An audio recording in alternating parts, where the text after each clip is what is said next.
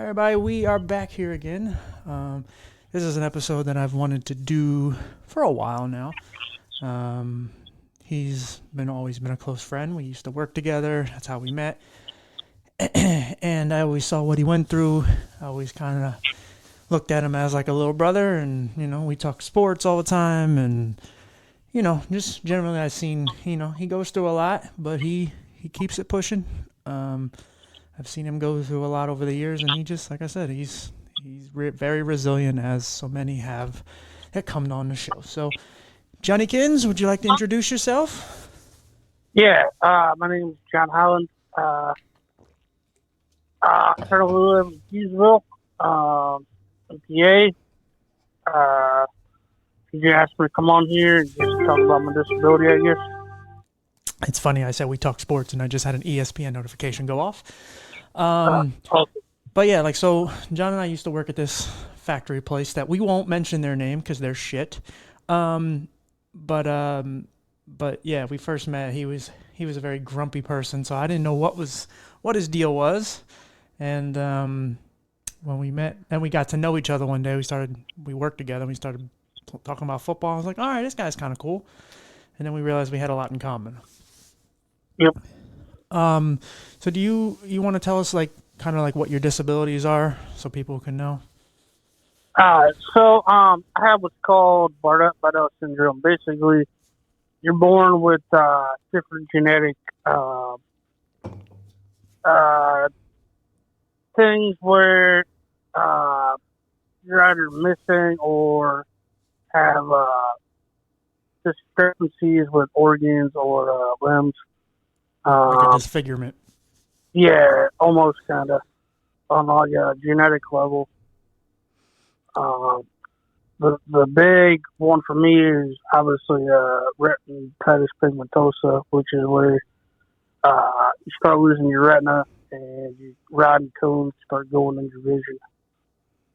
Yeah.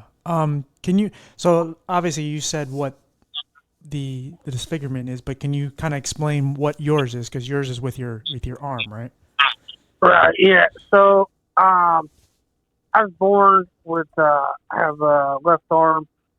I'm missing two bones in my left arm. It's the ulnar bone, which keeps your arm straight, and then there's not a bone in your wrist keeps your wrist straight. But then I just have my thumb and my index finger. Right. So that's what I got going on with my left arm. And your right arm is fine, right? Yep. Everything's normal. Yeah, I will say so. One of the things I saw with John, so there was times where he and I would either work together or maybe there was one other person around at times. And I would always see if John could help me out because we would, have a real big, load back there. We would have to work together and try to get as much out as possible because, the bosses are always looking. And usually I would have another guy. Actually, his name is Paul. He's been on the podcast. But when he was off, I needed some extra help. And so there's these containers that we would have to lift. Anybody knows out there, they're the green cases that the blind used to get cassettes for our cassette players. And so we would only grind up the green cases. We would not grind up the tapes. And so we would have a dumpster, and we would have to lift these bins that were really heavy, full of tapes. And I watched him do it. I didn't know if he could. I wasn't going to tell him he couldn't, but I wanted to see if he could.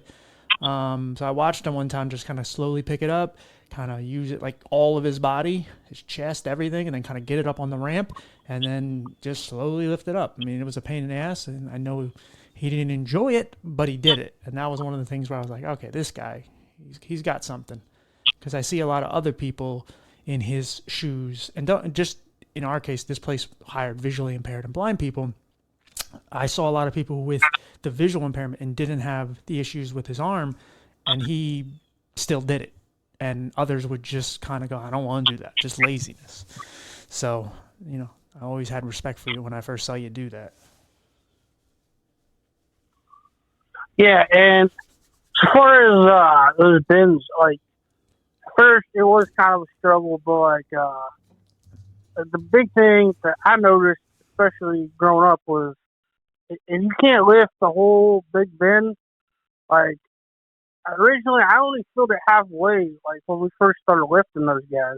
Right. And I got it up on the railing, and I was like, okay, that's not too difficult. And then, like, once I filled a whole one and I saw you guys putting it on the railing, I was like, oh, okay, I can do that. I mean, hell. Yeah. And No. then, Yeah. so it's just figuring out different ways to do things, man. That's the big thing. Yeah, you were one of the first people I ever met that I really started to appreciate other parts of me, because I'm like, man, how does John do it? And you do it, you figure out a way. It's all about finding a way. And I think that was one of the greatest things about all of us working together, because we all had issues, different issues. Some of it was similar with the eyes.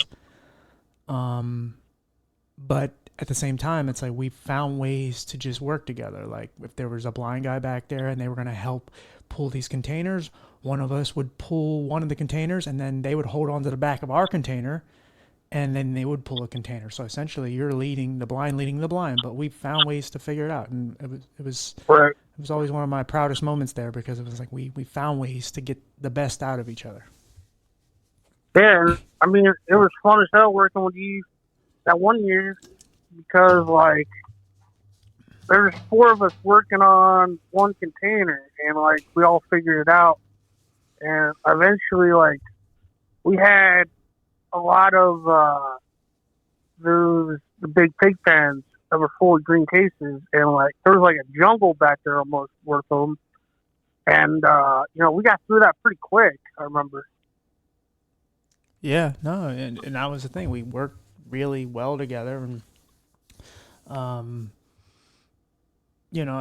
always remember, because John was also another one that from time to time would get in trouble, and I got in trouble a lot because I would open my mouth about certain things. But one of them was you at times, because it was like there were certain people there. We won't mention their names, but they didn't really like John all that well, because John kind of did. I don't want to say you did what you wanted to do, but really you just wanted to help everybody. And sometimes you would leave your station and do something else, and whatever. And sometimes they didn't like your the speed of how you were working. And there's times I was in the office with them and I would be saying like, hey, most of us here have one disability. He has 2. Right. And yeah, you may like how fast I work or others work, but we don't have, pretty much a very, I don't want to say a non-working arm, because you can do some stuff with it, but Right. we don't have that issue. And so if you just basically strapped our arm to our chest, we won't be moving as fast. I can promise you that. Right. And yeah, it's just something they just devalued and never really took into consideration. And that's why a lot of times I kind of took blame for a lot of things that would have went on back there, because they wanted to, put it on someone else. And it's like, nah, I don't give a shit. Just yell at me if you want. Who cares? Right. But it's like, yeah, and as far as your vision go, it's definitely gotten worse over the years, right? Yeah. So, my left eye is my worst eye. So, like, basically, I do carry a cane now. Mm-hmm. Going left is kind of hard. But I mean, with the cane, I'm able, even if I'm bumping into things a little bit, it just takes me a little longer to get from point A to point B. Yeah. But No, I definitely noticed. I hadn't seen John for a little while, and then he came into the place I work, and he never had a blind cane before, and he never, like, he got around a lot better. I was like, oh man, John's like really going through it with his health. And we talk about it, but last time I saw my friend, he wasn't like that. I was like, fuck, like, I know you're doing all right. I mean, he has his own place and all that, and he does really well. But at the same time, it's just like when you see someone who you care about and their health starts to go down a little bit, you start to really worry and care. yeah, the thing that helped me a lot was I got rid of those cataracts, dude. So, like, basically, when I started seeing my vision deteriorate a little bit, like, I went and I saw a cataract doctor, and he was like, man, those cataracts are really thick. We don't take them out. and that did get my right eye back to like what my vision was in 2015. Good. But like my left eye is still pretty damaged. Yeah, well, that's my bad eye too. I get it, but it's like I can imagine during the time that you were like the vision was getting worse and you had the cataracts, like you would say, "I'll do anything to get the vision that I had in 2015." Right. So I'm sure you're in a better headspace now. I mean, it's not great at Oh, times because you have totally. other issues to worry about, but at the same time, you do have, you got more vision back than you had. Because I always joke that he's a sighted person just because Yeah. one time he somehow failed his doctor's test that he was supposed to prove that he had a vision problem, and they said he wasn't blind enough, even though his vision was about the same as mine. So, Right. yeah, silly world. Yep. Silly world. And then well, talk if you want. You could talk about your brother a little bit because I've met him a few times, and he's totally blind, right? Yeah, my brother's total blind. He has a cane just like myself. Does he Um, does he have a learning disability as well? I I don't really know. It's hard to tell. Yeah. I know back when like my mom had him for an IEP when he was a kid. I want to say yes, but I'm not 100%. That's all right. I would say yeah, but I don't I don't want to confirm it because I'm not a doctor. Right. Right. I'm not a doctor either. So Yeah. No, I'd say he's another good guy. I've met him at parties and different things. Met him a few times with John, and yeah, I mean it's he he's got his own little life together too. It's just life is hard out here, man. It's not easy for everybody, and um, one of the things I think we could talk about, and it's something I'm trying to help John in, is to find a job. Um, yep. you want to tell people how hard it is to get a job with your disabilities? Okay. So a lot of people see somebody who's visual impairment apply for a job that probably needs sight or at least okay sight to work, and a lot of times they'll turn visual impaired people down because obviously people can see better than you can. And then the other big thing I'll be running into, especially me, is a lot of companies now want to start you at an okay wage, which is great, but like you run into the fact that you can only make so much money before like they take away your disability, which makes it even harder. Yeah.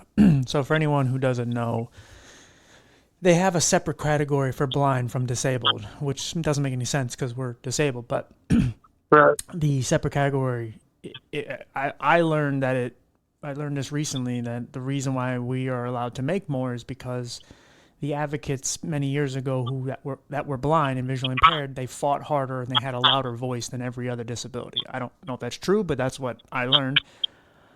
And so if you're visually impaired and blind, you can make $1,000 more than every other disability, but it's before taxes. So it's still like Right. $2,500 a month to $1,500 for every other disability, and it's deplorable either way. And Social Security doesn't mind paying their employees a good wage, but when it comes to us making a certain amount, because if John were to make, I don't know, let's say 40,000 a year, all of a sudden, oh, we have to take your insurance. Oh, we have to take your money. You're not disabled anymore. You're rich. It's like Right. 40,000 doesn't get you really that far. Yeah, especially not in today's economy. Damn. No. And they always put you in a box and they want you to fight out of it, or they want you to, more or less, they want you to stay in it.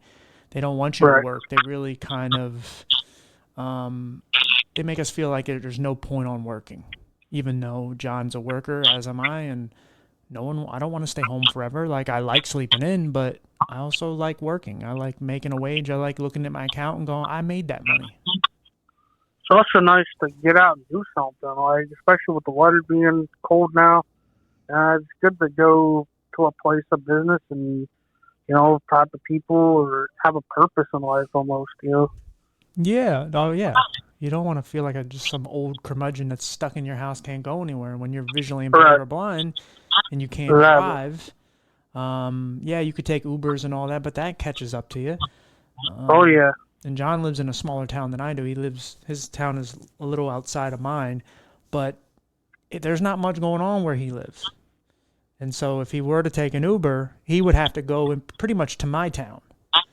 For the most part. I mean, there's some things he can do, but it's $40 just to get from here to the Williamsport on an Uber. Right.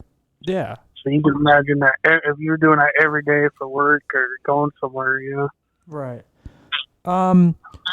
What made you get Layla that now turned into Josh? And what are they considered like caregivers, care attendants, or whatever you call them? Yes.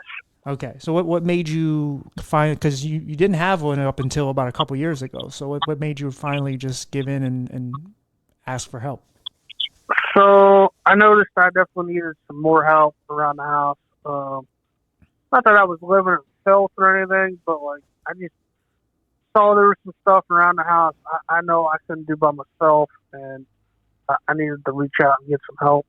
And with my vision deteriorating, I thought it was a good idea to have somebody come in and help me out, especially being a type 1 diabetic now. Having somebody in and coming in with who has better vision than myself, being able to help me do tests and make sure I'm eating right and make sure the apartment's clean and it's not, bugs or anything hanging around. Right. So that was the main reason why I had somebody come on. Yeah, my grandma a lot of times helped me sometime with cleaning because there's things I just miss. It's like, oh, did you see this splatter on the sink? And it's like, nope. Right. So what are some of the things that Josh does for you? So Josh helps me. So he'll help get to the store and everything. So Josh comes here at about 3. He works about 30 hours a week. He helps me, make sure the apartment's clean. We do shopping. We go pretty much anywhere we want to go. And it's a good relationship with Josh. He really helps me out. So right, and I've met him a few times. He's a good guy, and you guys go to the movie theater and things like you actually do stuff. Yeah. So he gives you some. He helps you with some of your independence, essentially. Right. Mm-hmm. And that's very hard for us. So I mean, especially when you were working and he was picking you up from work, and he didn't have to spend money on Uber or any of that. Or it's not just Step. Uber. It's Step did Step. So I gave you an example. It was only $4 for Step a day. So it's like $40 every 2 weeks, which is it's not terrible price, but the wait to come home sometimes, dude, it was like 2.5 hours. Right. We could be going anywhere around the whole Williamsport, Cumming area, just to pick people up. Whereas when I have Josh now, we go straight home or straight to the grocery store, wherever we gotta go, and we have just way more time to do things. Right. For people who don't know, Step, if it's called something different everywhere, but it may be called paratransit. It has a different name wherever, but it's like a little white. I don't want to say it's kind of like a bus/van. Yeah, I mean that's what it is. Yeah, and they pick up people who are disabled or elderly, and they take them to doctor's appointments and work and things like that. And they're very necessary, but at the same time, they're not always reliable. And then also, if you get on one, you may be on there with 6 other people, and you may be the last stop. So you may get out of work on time, but you're not going to get home within probably another hour or 2. I remember John, you used to get home. He would get out at 3:15. Yeah. You would get home at 5:30. Yep. Yeah. I used to get out at 3:15, and I'd get home about 5 o'clock. Yeah. When you think about a Friday evening, you get out at 3:15, 3:30. You get on the bus, and then you're just sitting there for almost 2 hours, and it's all you want to do is go home and play video games, or you want to go out to eat or whatever. You just want to relax in your own place. Exactly. And now you have to wait 2 hours to get that. Like, as soon as you get out of work, you don't want to be bullshitting. You just want to go home and throw yourself on the couch or on your bed or whatever you Right. want. Love your animal up, whatever you want to do. And you can't for another 2 more hours. It's like, at that point, you're like, let me just work the 2 hours. I can get paid for it. Right. And then the other thing is, like, even if you get off the van at 5 o'clock, okay, you still gotta come home and you gotta like do all your chores and stuff too before you can even sit down. Right. So now 5 o'clock turns into 7:30, Right. and it's like, well, shit, I gotta get up at 5 o'clock to go to work at 7. Right. Well, you ate at 1, so you got to come home. You got to eat something. That's 4 hours. Oh yeah, too. So you got all these things. So it's like your day just doesn't end. You can't just throw yourself on the couch and go, oh. It just disappears like completely. Yeah, and then before you blink, it's like it's 9, 10 o'clock, and you're like, holy shit, Right. like I'm getting ready for bed, or unless you stay up all night. Right. Yeah, no, and again, like I said, they're very necessary. It's just, I think when you live in like a small town like he does and I do, mine's a little bigger than his. Well, a lot bigger, because I looked, you only have like 1,500 people. We have about 30,000. But nonetheless, these towns kind of all intermingle. They're all connected essentially, and they don't seem to hire that many drivers, and so Nah, there's only maybe like 4 or 5 drivers, and like they go all over. They go from like Philly all the way up to Pittsburgh. They go all over the state. yeah, and that's that's it right there. It's like you have 4 or 5 drivers, and you're going all over the state. Where in the hell? How are you going to get all these people home on time? Right. Well, that's why they don't really give you a designated time. They give you, usually there's a designated time to pick you up, but to drop you off, there is none because they don't know when they're going to get you home. Right. Imagine if they just doubled the drivers and just said, okay, we got 8 people, we got 10 people. Here's the other thing about that, PJ. So I've witnessed this a lot. That like a lot of drivers would be on the road at one time, and people would get done with their routes on the van, and then the dispatcher would just call me to go home. Like, why aren't you picking people up? Yeah. Like a lot of times I'd be the only person on the van. I'd be like, okay, cool, I'm going home like right now. And then like 30 minutes into the trip, now there's 5 people on the van. Right. Yeah. Yeah, because you get on and you're like, oh, I'm the only person on here. And you're like, yeah, we got to stop here and pick up 5 people and stop here, pick up a person, and someone's getting dialysis. And dialysis. That happened at least 2 days a week. Right. There's a lot of old people that really just need, and again, obviously, you feel for them and they need it, but it's like when you get on and you see 7 people on there, you're like, oh my God, this is going to be a long day. Right. And remember, you're just leaving from a long day. You just left work after 8.5 hours, sometimes 9 because you get there early enough. Because you usually get there probably 15, 20, maybe even a half hour early. And, dude, I was getting there. So when I worked at the job PJ and I were talking about, we would start at 7. So a lot of times I would get there at like 6:30. Yeah. But I'd be there half an hour ahead of time. It's like, well, I'm not going to sit in the break room for half an hour. Like, I'm going to go find something to do. Yeah. And John, like, he's always one of those people where I'm like, come on, God, like, you giving him enough. Like, I didn't know about the diabetes thing, but I knew that you had sleep apnea. And I'm like, and you would always come in and you would be so tired, didn't get the right amount of sleep. And I'm like, oh, this poor fuck. Like, he's just so tired. Like, just come on, take one of these things from him. Holy shit, help him out. I'm doing better with that. I did, found a guy up here in Williamsport. His mom was going to the hospital, and she had a hospital bed left behind she didn't want. And he originally asked me $500 for it, and I said, "Well, you take $400 if I had somebody to pick it up." And he gave me $400 for it, and I have it now. It's working really well. So if you guys are dealing with back pain or sleep apnea or anything, I would recommend a small hospital bed, definitely. How does the bed help you for your So apnea?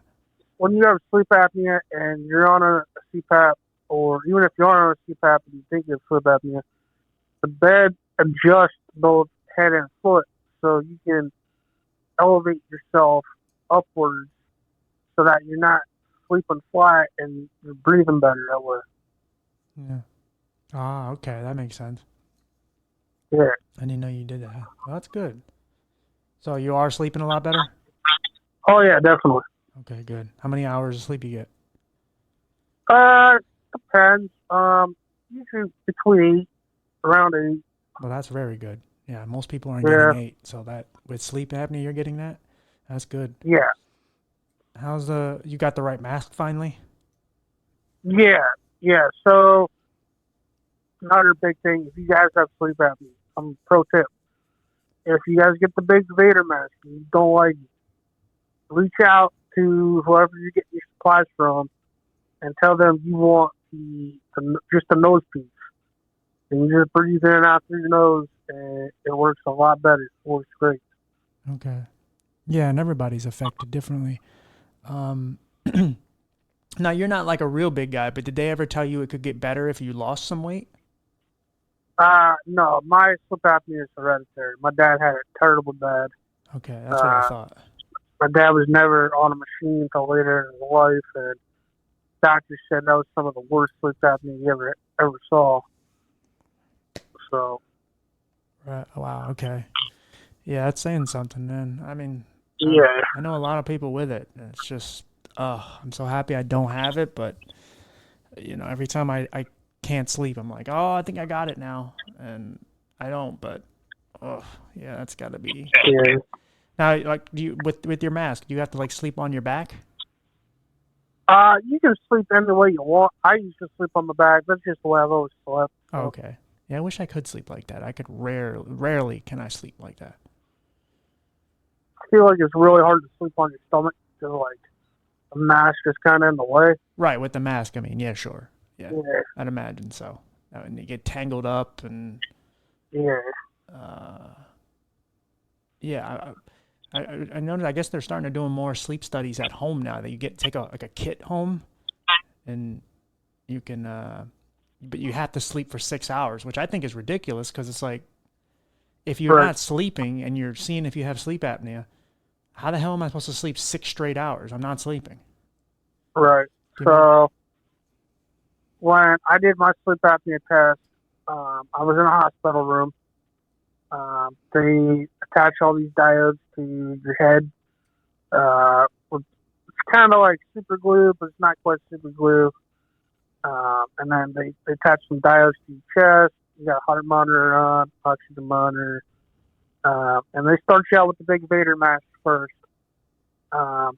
If you guys don't understand what I'm talking about by Big Vader mask, look up Darth Vader. Yeah. You'll understand what I'm talking about. But it consumes your whole face, basically.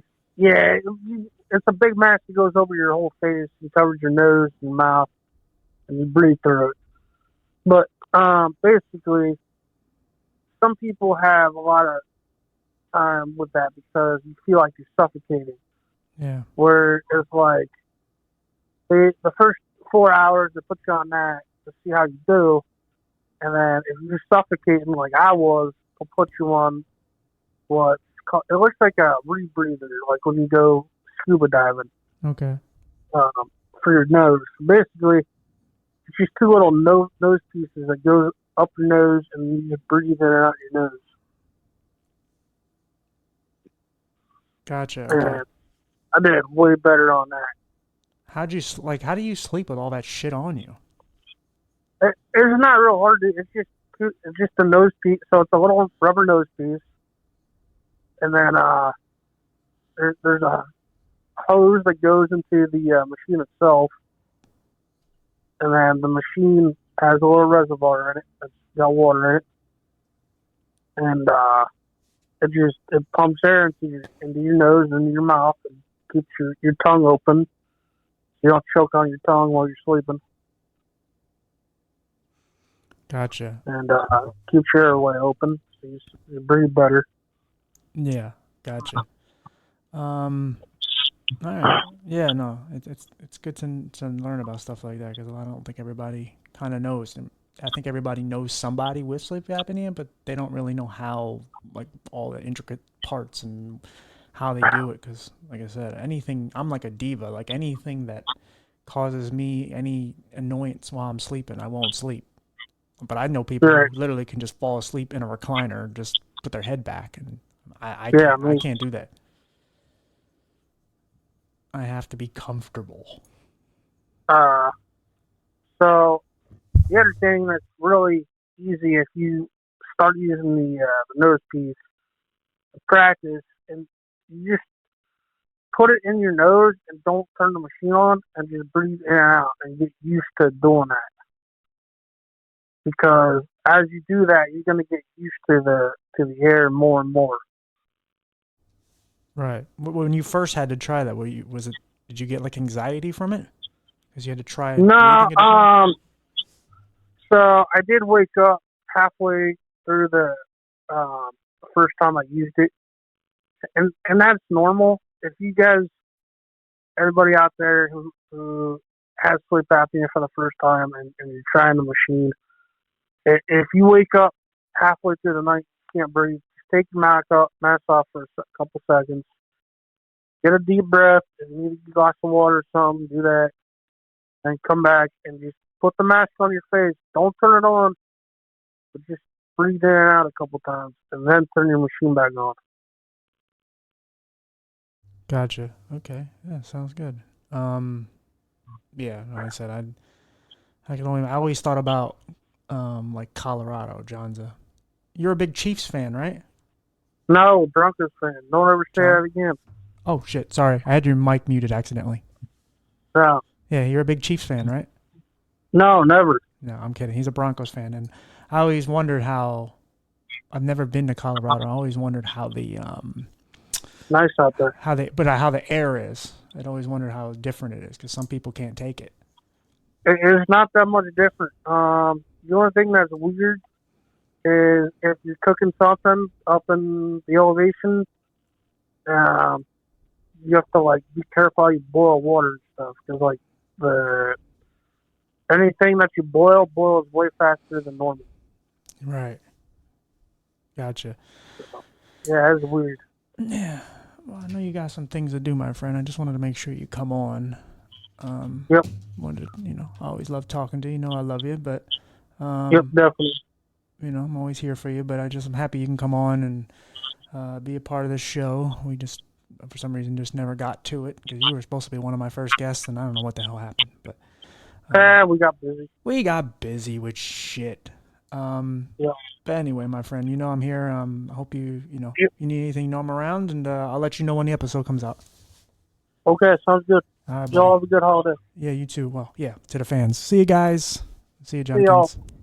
Yep, see. See you, bro.